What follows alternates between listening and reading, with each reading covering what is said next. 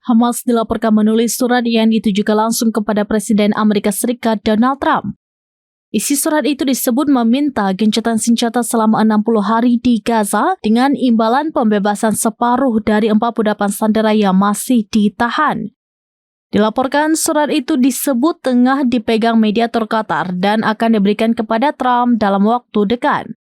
Namun tidak jelas apakah surat itu menyinggung isu pelucutan senjata Hamas, tuntutan utama Israel yang selama ini ditolak.